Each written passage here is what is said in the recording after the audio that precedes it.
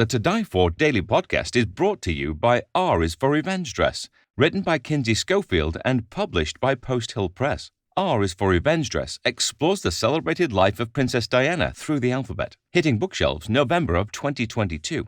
Pre-order R is for Revenge Dress at Amazon or Barnes & Noble today. Love the British monarchy? You've come to the right place. Welcome to the To Die For Daily Podcast with Kinsey Schofield. Take it away, Kinsey. Thank you so much for talking to the To Die For Daily Podcast. Hollywood Raw, I'm a huge fan. Dax, Holt, just to give a little bit of your backstory, I mean, TMZ for 12 years. That was like, you know, you were the face for so long. And then you also worked at Extra Access Hollywood. So you are Hollywood, just entertainment. It's in your blood. And then Adam, I love Howard Stern. I actually met him once. He was super nice. So, and you guys actually talk about how you are who you associate with. So obviously, you're great people because Howard's great people. And then you are just fearless when it comes to asking people to talk to you. The Jeff Bezos interview that went bonkers online that really had no substance, but it was just hilarious that you had the audacity to get in this guy's face and ask him a question. So it's so interesting that you two combined have created this really great podcast. It's so fun to listen to. And you really are giving the behind the scenes of what it's like to be in Hollywood, work in Hollywood, and, you know, talking to these people that are in these inner circles. So thank you for taking the time to talk to Die For Daily. We're not worthy, as Wayne's World would say. No, thank you. Thanks for having us. And thank you for having the exact same backdrop as me. I love it. That's what makes this whole thing amazing. How did we happen to pick pretending that we're neighbors, right? We're literally filming out of the same room overlooking the skyline of LA with the same sunset in the backdrop. We're so lucky. All right. So I wanted to talk to you guys about Meghan and Harry because they are in this really weird place of being royalty and celebrity, but not enough of either one, really. It's kind of strange. They're in just this limbo. About a year ago, you guys did a podcast that took off with a paparazzi that shot the very first pictures of them together. And he revealed that Meghan, you know, used to stage paparazzi pictures. Do you think that that is still the case today? Or are they really these private characters that they tell us they want to be? Adam, I'll let you take that one. I think at the moment, based on what I'm seeing, because, you know, we have access to see some of the paparazzi photos before they hit the media, before they hit the news sites. So from what I'm seeing right now, I do think they're hanging low, but I think it is strategic. I do think I think eventually they're going to need the media to kind of elevate their careers since they're not involved with the family anymore. But I do think they really are hanging low. We don't see any photos of them anymore. And if you don't want to be seen, you won't be seen. So they stay out of the way. They're only seen when they go to a big event. So I do think they're backing up what they said they're going to do. Yeah, I'll piggyback on that and say that they are such a money maker for the paparazzi that the paparazzi would be all over them. You would see their every single move if they wanted to, or they wanted to let you see their every move, but you don't. You see random sporadic photos here and there, them up in Santa Barbara, or they'll come down for an event, but you really don't see them doing their mundane tasks like going to a grocery store, filling up with gas. Like, that's when you know that, like, they're giving it up for the paparazzi. When you see the Kardashians at the gas station, when you see Britney Spears, like, that's because they're allowing the paps to see them and follow them and tail them and do all that kind of stuff. And you're just not seeing that with Harry and Meghan. Which I'm surprised that they're able to stay so low, especially being in California, because their value for a photo for photographers is so high that they aren't able to be seen or be shot is pretty incredible. Well, I mean, that's another question for you, Adam. Sorry, Dax, you know you're my favorite, but just one more second. That's another question for you, Adam. Do you think that photographers might be a little sensitive towards Prince Harry because of his mother? I don't think so. I don't think there's any there's no sympathy from the photographers. At the end of the day, everyone is trying to eat. So it would be nice if there was some sympathy. However, people know the value of these photos. Their name is not attached to it. So it's not like they're going to, unless they want their name to be attached. But at the end of the day, cash is green. They want money. I don't think there's any sympathy from the photographers from Diana. Wow. Regarding Diana. Okay, Dax, were you in the newsroom? Because it's my understanding that the pictures crossed your desk first at TMZ, like that you purchased pictures. That was so my job at TMZ, I was the head of the clips clearance department. So I was managing all the videos, photos, anything that would come in from the outside world, whether that be from paparazzi, whether it be from a fan that shot a photo, whether it be a person just happened to be in the right place, right time. They would come into me and I would then, pitch them out to the news desk on the TV show. And then if we liked them, I'd go ahead and secure them. So did you have anything to do with Prince Harry's Vegas romp? Was that? Oh, yeah. Oh my gosh. First of all, I just have to say, I desperately miss that Prince Harry. Like, I miss when he was like the bad boy of the royal family. He is now in a different way, but I miss like Harry falling out of nightclubs and having cigarettes in his hand, if I'm being honest. Can you revisit that and tell me what that was like when that happened? Oh God, I remember these photos coming in. And again, you're right. This was a different time. Like Harry was like crazy, wild, fun guy, So when these photos came across, it was almost like it wasn't that weird. You kind of expect, you're like, oh, it's Harry being Harry again, like wanting to like piss off his family because, that's kind of what it came across as. And you're like, yes, this is fun. Prince Harry in a Vegas room, playing strip pool or whatever it was that day, but just photos of Harry just ass naked around the pool table. And I just remember being like, this is the most amazing set of photos that have come across this. I mean, and I've seen some crazy stuff, but like a royal naked in Vegas, I mean, that's like creme de la creme there. Oh my gosh. And, there was a huge controversy overseas because they were trying to kill your photos and they didn't want them to cross over there. What is it like to be in the middle of a storm like that where you realize that you have really pissed people off? Like the palace is trying to kill your story. Yeah, but there's nothing they can do. Like they're photos from, I'm sorry, America inside of a hotel room like that, and the thing that I think that they were upset with is because, they were trying to make it like shield Harry from the world. But at the time, I think at the same time, this is Harry. This is who he is. He's fun. He's crazy. He's like, a lot of these 20-year-olds partying in Vegas, like he just wants to have a good time. I don't think those photos affected Harry like they affected the family. Like, I think for him, he's like, hey, like I'm a blast.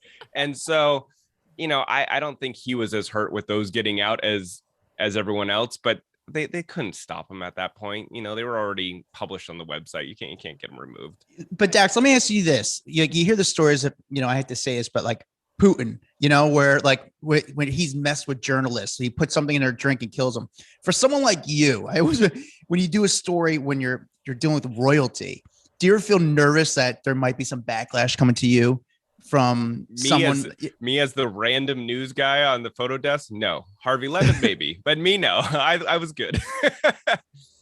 No, that's so funny. I also was watching a documentary not too long ago, and they talked about how the next day after the pictures were posted, there were shots of Prince Harry scrolling like nervously on his cell phone outside of the hotel. Like you're wondering if he's refreshing the TMZ comments or something. No, that was him reading through grandma's text, dad's text, brother's text. Oh God, what have I got going home to? Why is Camilla texting me?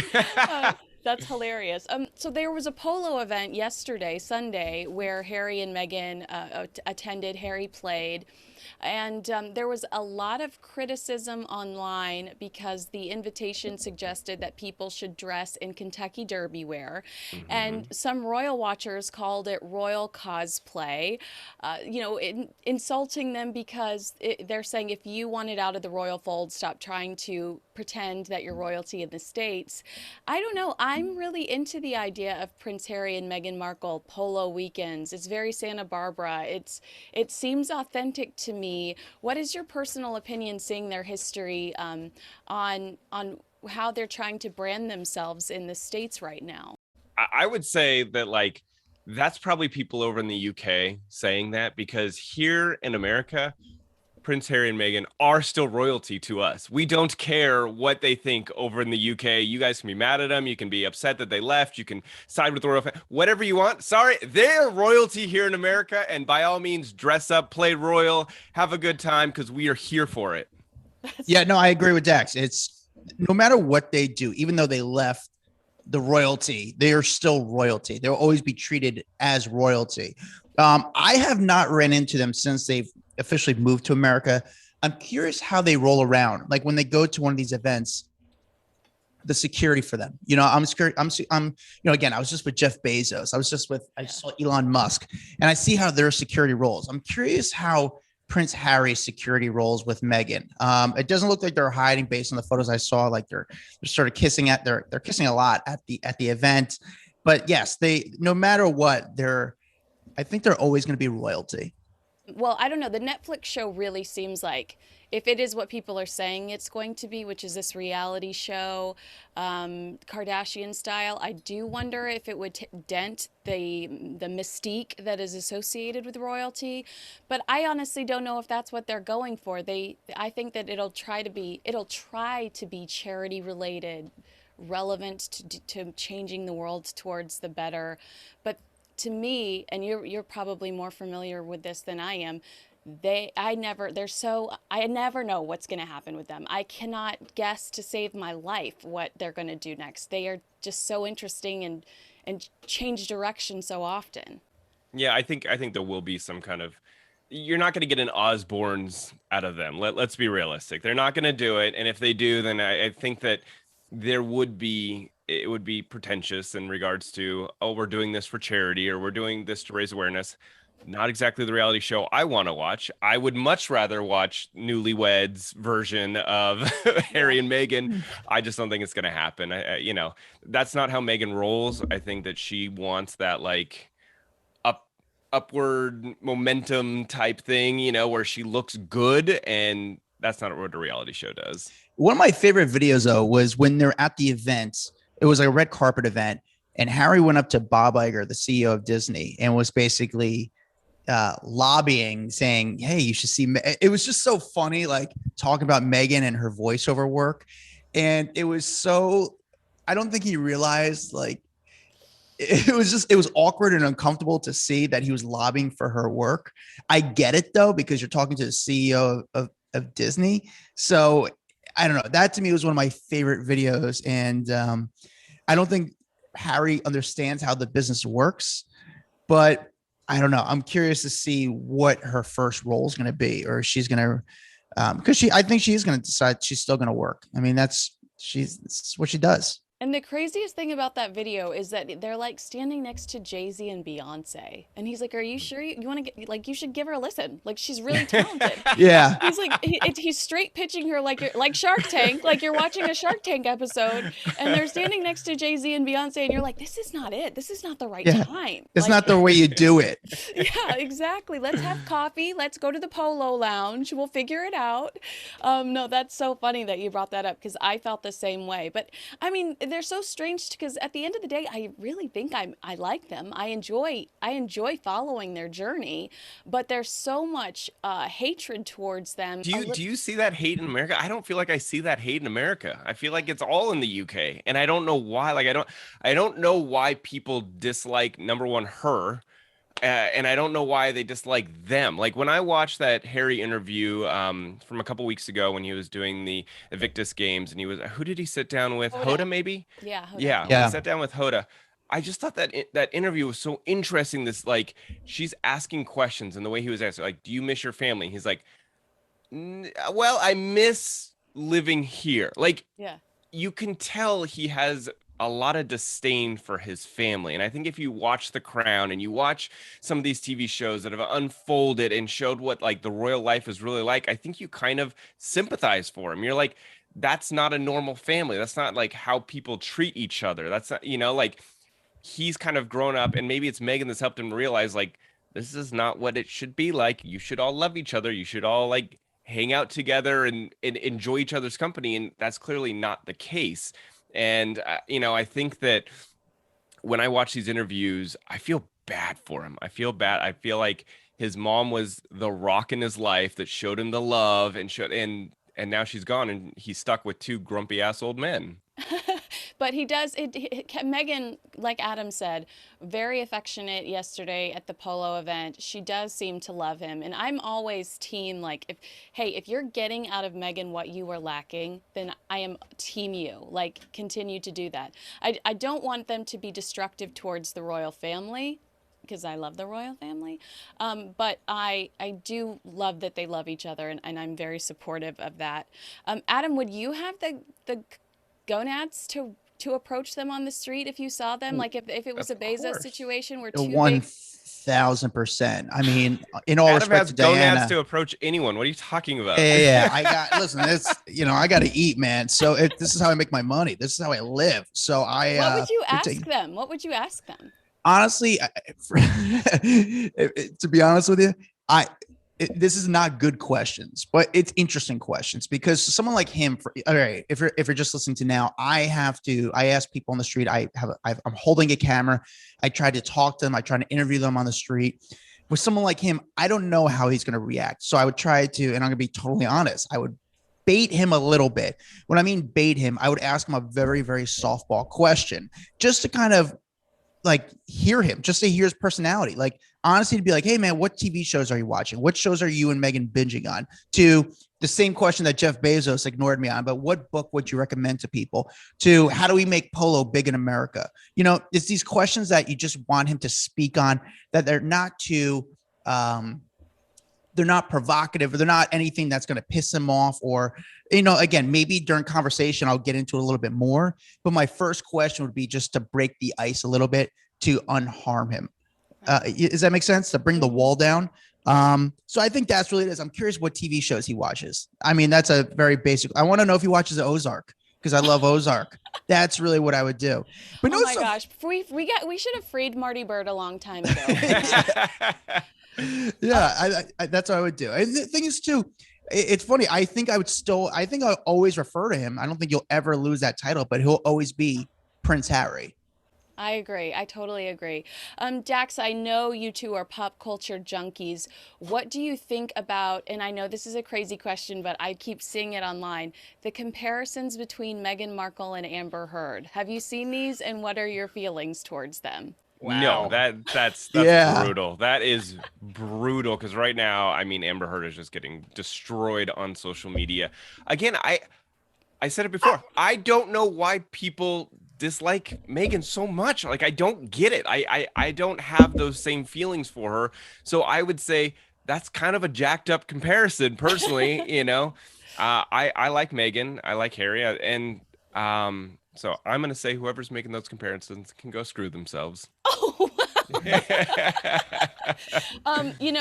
you talked, and I know I asked you to talk about the royal family, and my podcast is about the royal family, but I have one more Johnny Depp question, because I'm obsessed.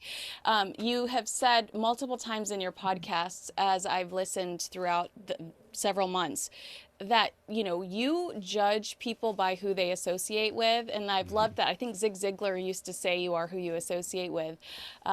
And Johnny Depp's attorneys, they're great, but Johnny Depp's security guards had to testify in this trial, and I really want to party with those guys. And their TikToks, their social media, they're hilarious, singing in the backseat of cars. Do you think that his company, the company he keeps, has represented him well throughout this trial? Adam, you want to talk, or you want me to take it? I mean, yeah, I would say they represented what kind of guy Johnny Depp is. I always say this when it comes to celebrities, because I deal with a lot of celebrities. You could tell how the celebrity is based on the people they surround themselves with, and the guys he surrounds himself to, like his friends, they're fun guys. And Johnny Depp, from my experience, is he's a great guy. He's very nice. He's very good to the fans. He's an interesting guy. He's a unique guy. I mean, obviously, he has some issues and he's went through some trouble, but he treats people well. At least the people that work for him. Maybe not Amber Heard, but yeah, I think it kind of shows what kind of guy he is. I think the people he surrounds himself the people he surrounds himself with are just a part of his personality. Yeah, and Dax, on the same level, Harry and Meghan, friends with a person on your biggest jerk list, Ellen Uh-oh. DeGeneres. Oh, I was like, wait, who? Yeah, They okay. seem You to know be what? really close to Ellen. That's true, but that might also be okay. So here's the thing about Ellen. Ellen may be a jerk to a lot of people. However, she's good to her friends and people within her same level. You know what I'm saying? So like and you got to realize like she lives up in Montecito right next to Oprah, right next to Meghan and Harry. So like those are the people that you're going to hang out with and associate with. Oh, come over and have dinner because you guys are in that like we can relate to each other. We can, we live next to each other. I think that Ellen's probably very good to all of her friends. She's just maybe not the best boss on the planet. Oh, you got me on that one, though. You know what's so funny though about Ellen though? I feel like she potentially might not be that bad of a person. I just think she needed to be grounded as a boss because she didn't realize what she was doing. Because from my experiences, again, she's always been pretty decently nice. However, when I worked for a former company, Dax, I was told not to shoot her if I saw her, to walk the other way. And I don't know if there was an issue. Maybe she reached out to them and said, hey, like, do not, I don't want these guys bother me or anything. And I didn't bother her, but she was somewhat nice, but she didn't, but it was interesting that she had that type of pull saying, hey, if you see me, don't even come to me. Okay, well, I'm going to let you guys go, but I did want to ask one final question. Do either of you have any royal stories, any royal encounters, or any, did you love Princess Diana? Any other royal associations? We've had a Meghan encounter. What? Go. She listened to our podcast. Meghan Markle listened to our podcast. And it was the Mike the Situation episode. So random. No, I'm kidding. No, this happened. So we had Simon Rex on, I don't know, a year and a half ago, who co-starred with her. And Simon Rex had basically come on our podcast and was talking all about how right before the royal wedding, there were all these reporters hitting him up saying, hey, we heard that you and Meghan dated. And he goes, well, we co-starred in a show together. And they said, no. We heard you guys dated, and we are willing, and he said this for the first time on our podcast, we want to pay you $70,000 to lie and say that you guys hooked up and had sex. And he goes, no, I wouldn't take the offer. And so we broke this huge story about him refusing a massive payday to lie about her, basically to ruin her name before her wedding. And this became massive. Well, she ended up listening to the episode, hearing him talk about how he wouldn't do it, and she sent him a handwritten letter saying thank you for basically standing by your morals. Oh wow! And she's got such nice handwriting, so I'd frame that. Yeah, he did. He said he's got it framed up on his wall. I just thought, how cool. Number one, we got the story out of him. Number two, she listened to us talking about this and sent him a letter. Like, the whole story is just amazing and like blew our minds when we found out about it. Oh, and I've heard that story. That's amazing that you guys broke it, but I'm not surprised because I can't, there's not a day goes by that I'm not scrolling through page 6 and I don't see your names. So, to be involved somehow in the royal wedding, the biggest event in recent years, that's incredible that you have a say in that. I'm so impressed. But I just want to say for the record, if anybody ever wants to assume I dated Simon Rex, I'm okay with that. Simon's awesome, by the way. He was a really fun interview. The guy was just so down to earth and real and fun. Really enjoyed that interview. And it was one of those people that how did we even get him, Adam? I don't even remember. We reached out. We were like, hey, we love to interview. This was before he did the Red Rocket, the movie that kind of blew up this past year. And we were just so interested in him. We were just so, and we just thought he was a unique guy. His connections with like Paris Hilton and Nicole Richie and Kim Kardashian, like those were the stories we were looking for. And then he gave us this like Meghan gold, and it blew up and became the biggest story out there.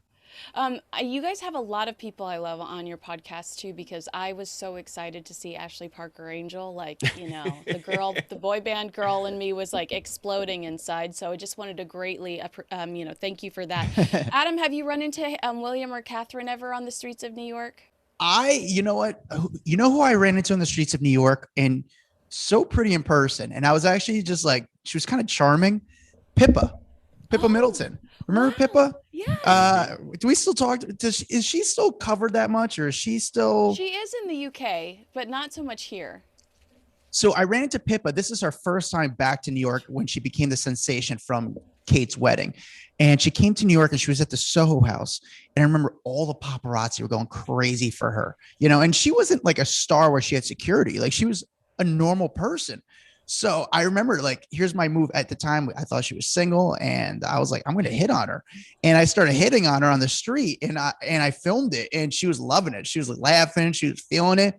And I actually thought like she was like feeling the kid, and it just didn't go anywhere. But but it was funny. Like, the video is like online. I think I was at TMZ at the time, and I filmed her trying to like hit on her. Like, damn, Pippi, look, I forgot what I was saying, but she was very charming, very pretty. She stood out. She had like this like just natural look to her, but very cool, very nice. And I remember that weekend she was here. She went to the US Open, and my buddies were in the same suite as her, and she was super nice, taking photos with everyone.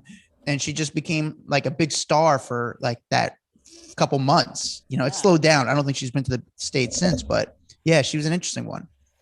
All right. Well, thank you so much for talking to the To Die For Daily podcast, Dax and Adam. I love Hollywood Raw. I cannot wait for the next episode. I've given you my 5-star review, and so much fun to listen to you guys gab about what's really going on in LA. So thank you so much for your time today, and I'm a huge fan. Oh, thank you so much for having us. This was fun. Bye, guys. Bye. Thank you for listening to the To Die For Daily podcast with Kinsey Schofield. A transcript of this chat is available at todiefordaily.com. Please subscribe to hear more from your favorite royal commentators. Cheers.